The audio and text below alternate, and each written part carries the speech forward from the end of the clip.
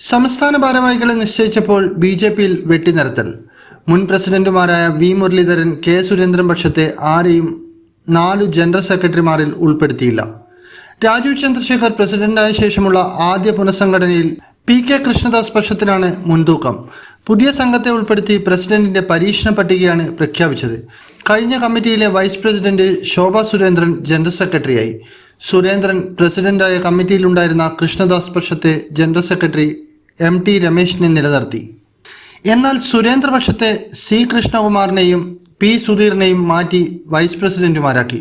പുതിയ ജനറൽ സെക്രട്ടറിമാരായ എസ്. സുരേഷും അനൂപ് ആന്റണി ജോസഫും കൃഷ്ണദാസിനെ അനുകൂലിക്കുന്നവരാണ്. സംസ്ഥാന സമിതിയിലെ നിർണായക പദവിയാണ് ജനറൽ സെക്രട്ടറി. ഭാരവാഹികളിൽ പ്രസിഡന്റിനെ കൂടാതെ കോർ കമ്മിറ്റിയിൽ പങ്കെടുക്കുന്നത് ജനറൽ സെക്രട്ടറിമാരാണ്. തലമുറ മാറുന്ന നെക്സ്റ്റ് ജനറേഷൻ ടീമെന്നാണ് ബി.ജെ.പി. നേതൃത്വം പുതിയ സംസ്ഥാന ഭാരവാഹികളെ വിശേഷിപ്പിക്കുന്നത്.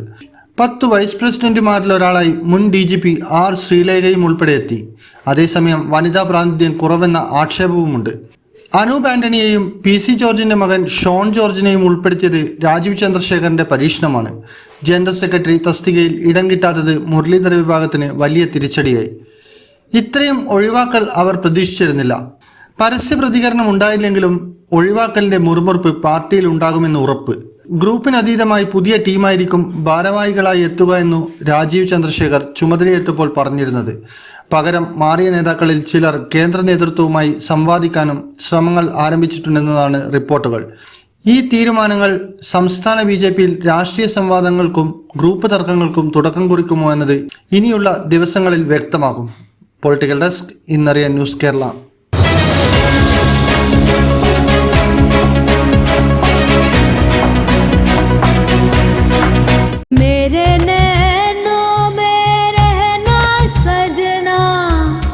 इन पलकों पर रहना सजना,